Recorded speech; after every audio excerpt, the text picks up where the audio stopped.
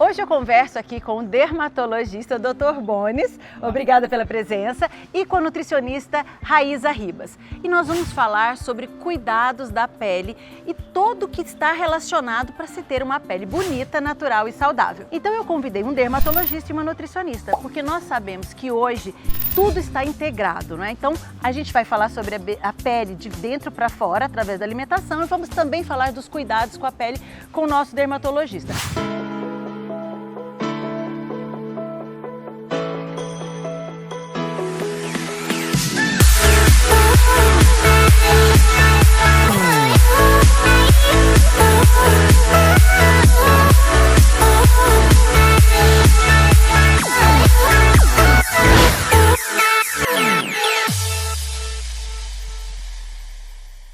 Eu vou começar com você, Raíza. Eu quero falar sobre envelhecimento precoce. Existe realmente alimentos que favorecem e estimulam o envelhecimento precoce? Com certeza, Roberta, porque o envelhecimento é o quê? É uma dificuldade de se replicar as células de maneira mais perfeita possível. E a alimentação tem tudo a ver com isso, porque a alimentação ela te proporciona uma capacidade de replicar essas células de maneira mais eficiente, ou ela te proporciona a oportunidade de não replicar essas células de maneira eficiente. Através do quê? Da inflamação do corpo, por alimentos que agridem seu intestino, alimentos que você não tem uma digestão legal. Então, com certeza, tem alimentos que podem prejudicar e trazer esse envelhecimento precoce. Me cita aí um desses alimentos. Eu poderia citar um alimento pontual, mas eu acho que na nutrição uma coisa pode ser bom para um e quanto não pode ser boa para outro. Então eu prefiro citar de outra forma.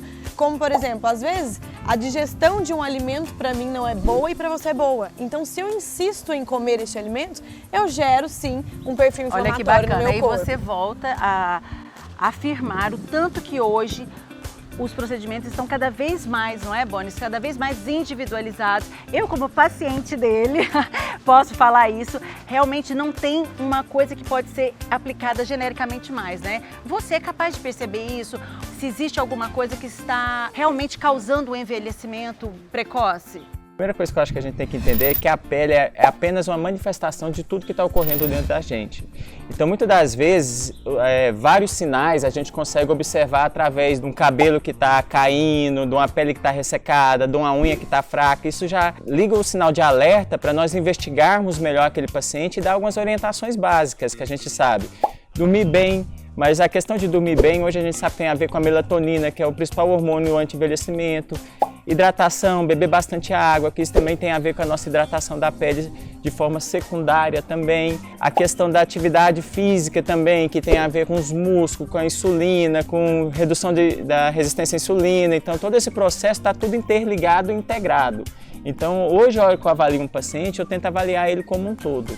Eu vejo você falando disso, né? E vejo esse trabalho da medicina hoje integrada tem conseguido dar resultados excelentes para nós pacientes, né? Quero falar um pouquinho sobre a vitamina D. Ela é importantíssima, hoje a gente tem escutado falar mais e mais e mais, só que a vitamina D a gente adquire através do sol e a gente tem ouvido falar muito que o sol deixou de ser o grande vilão. Então fala pra gente sobre a relevância da vitamina D para o ser humano hoje. É um assunto polêmico, né? Eu acho que a gente ainda está desenvolvendo conhecimento nessa área, mas algumas coisas já estão bem fundamentadas. A vitamina D hoje é considerado mais um hormônio do que uma vitamina.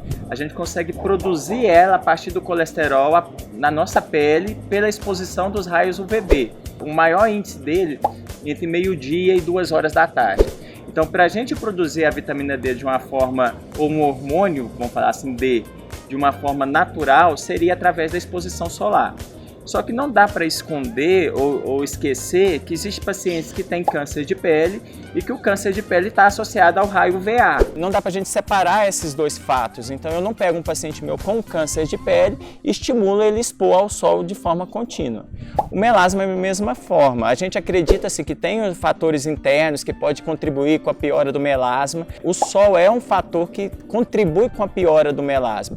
Então não dá para eu falar para o meu paciente de forma indevida, tomar um sol de forma indevida e inconsequente. Então a gente tem que ponderar cada caso, até porque a quantidade de vitamina D que a gente produz por dia é limitada. E se você produziu 20 mil unidades de vitamina D, você vai consumir elas no seu corpo. Então não adianta você tomar muito sol em um dia e depois disso você não expor mais ao sol. Então acaba que é mais interessante você ter uma frequência do que uma intensidade muito grande de exposição ao sol. Isso é bacana, por isso eu tenho visto também muito hoje as pessoas aderindo a esportes, né? A corrida na rua, ao tênis, a prática do tênis, algum esporte que você tenha contato um pouco com o sol, porque isso acaba sendo uma frequência, né? Você vai estar ali 2, 3 vezes por semana e de alguma forma você pode estar fazendo benefícios não só da atividade física, mas também desse sol, né? Agora vamos perguntar um pouquinho aqui, que ele começou a entrar no assunto, a vitamina D. Você também consegue fazer um estímulo disso através da alimentação? Eu acho que muito importante a gente citar, é uma coisa que quase a gente não cita.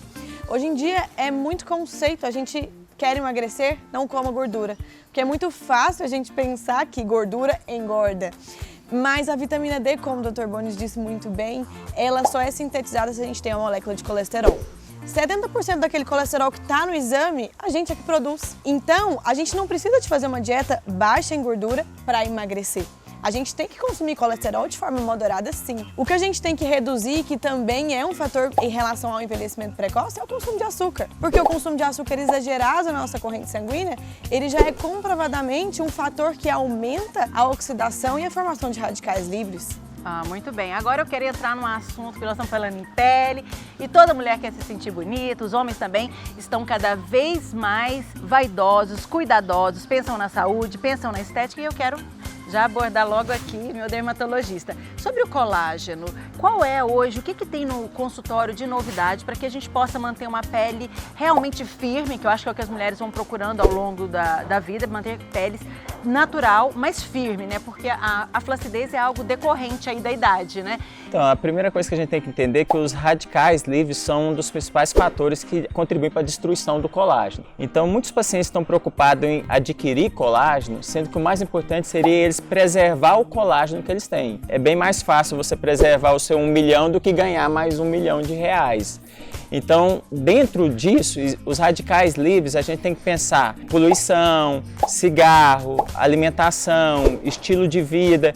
Então, quando o paciente chega para estimular colágeno, primeiro eu tento entender como é que está o processo da vida dele. O que ele está fazendo que está prejudicando aquele colágeno dele? Por que ele está tão foto-envelhecido ou mesmo tem um envelhecimento precoce? A partir dali, se eu entendi isso, expliquei para o meu paciente a importância dele cuidar do estilo de vida dele para ele manter o colágeno dele, daí sim a gente vai falar de procedimentos ou de tratamentos que podem contribuir para o colágeno dele.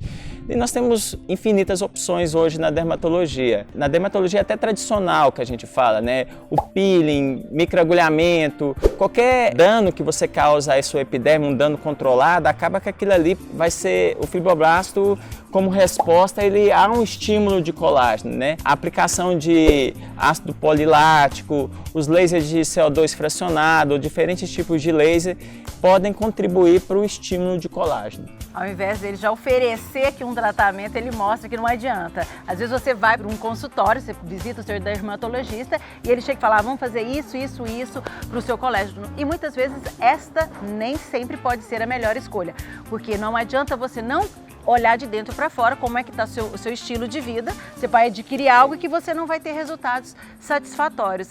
Enquanto você não cuidar da casa, não é isso, Raíza? Enquanto a casa não estiver no equilíbrio, aí nada pode funcionar com o mesmo resultado, né? E para alimentação, existem realmente alimentos que têm um peso grande em colágeno que poderia resultar em benefícios para as pessoas? Antes de falar sobre isso, eu só queria dar um adendo que a gente estava conversando nos bastidores, que às vezes você tem uma alimentação totalmente errada, mas compra um colágeno caro. A gente tem que citar isso porque, às vezes, quando você tem uma alimentação totalmente errada, você tem vários pontos de inflamação no corpo, inclusive articulares. E o fibroblasto, ele também é responsável pela manutenção dessas inflamações de articulações, né?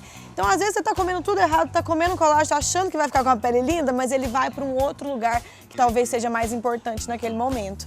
Em relação à alimentação, a gente tem que lembrar que colágeno é proteína, e é proteína de animal. Então, a gente encontra, aumentando às vezes o aporte de proteína, se você tem uma boa digestão dela, a gente consegue encontrar esse colágeno. Mas também muito importante é manter os alimentos antioxidantes. Para quê? Para a gente não depletar a nossa matriz de formação de colágeno, né? É melhor preservar o quanto puder, até que você realmente necessite fazer um complemento disso. O corpo é muito inteligente. Se você é saudável, a gente chega sempre à homeostase. Então é melhor preservar do que realmente tentar trazer de fora de forma sistemática, sendo que o nosso comportamento que gera aquela deficiência nunca mudou. Agora uma dica simples, rápida, para quem nos assiste, para ter uma pele saudável, bonita e natural. O que você diria, assim, uma dica bem fácil para todo mundo seguir? Simples, procura um nutricionista, tô brincando.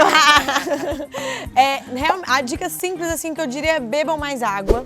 Comam comidas em que a cadeia seja curta. Alimentos em que, por exemplo, o que é mais curto? Você comer uma batata doce, uma mandioca, um tubérculo, ou você comer um arroz integral, ensacado? Tentem encurtar a alimentação de vocês, tentem prestigiar os produtores locais. Se a gente faz isso automaticamente, sem excluir nada, a nossa alimentação fica cada vez mais limpa, cada vez com menos toxina, e isso contribui para a inflamação diminuir. Ah, muito bacana. Agora, Bonis, o que a gente poderia, como dica, levar para quem nos assiste aqui, para essa pele linda, natural, para quem ainda não está preparado para o grande passo, que é buscar um profissional, aquela dica básica para o dia a dia mesmo? Durma bem. À noite, a gente produz um dos hormônios que interfere em toda a cadeia hormonal do nosso corpo, que é a melatonina. Então, hoje na era tecnológica, das luzes, às vezes as pessoas estão indo dormir 1 hora, 2 horas da manhã, ou não conseguem desligar do celular o tempo todo, então às vezes acorda 4, 5 horas, já tem que mexer ali no celular. Então eu acho que você tem que fazer uma higienização do seu sono. Eu acho que se fosse para você fazer uma única coisa, lógico que além da alimentação, da hidratação, mas algo simples, algo que todo mundo conseguiria fazer e que impactar muito é dormir bem. E olha que interessante, eu estava aqui prontinha esperando ele falar que era para hidratar e beber água. E tá aí, né? Uma dica simples. Realmente nós mudamos os nossos hábitos, né? Nos últimos anos, a gente tem dormido muito menos e a qualidade desse sono, além de dormir pouco, a qualidade do sono está muito ruim porque nós somos estimulados durante todo o dia até altas horas da noite, né? Com vários estímulos, o que dificulta realmente num sono mais profundo, num sono reparador. Vocês sabiam, tem um adendo, que a falta de sono pode influenciar na hidratação? Olha só, linkando Por aqui. quê? Porque a falta de sono gera o quê? A estimulação das glândulas suprarrenais, né? E a glândula suprarrenal faz o quê? O aumento do cortisol, que é aquele hormônio do estresse. Se o cortisol está sendo muito produzido, a gente tem uma diminuição do quê? Da aldosterona, que é o responsável pela bomba de sódio e potássio. Então, às vezes, você está até bebendo muita água, mas não dorme bem, desidrata. Olha só, mais uma dica aí, essa eu realmente não sabia. Então, para você que ainda não se inscreveu no nosso canal, se inscreva no canal, ative o sininho, porque é isso, entrevistas como essa que você vai encontrar lá, cheia de conteúdo para a sua saúde e para o seu bem-estar. Quero agradecer a sua presença, Bonis, foi um prazer ter você aqui.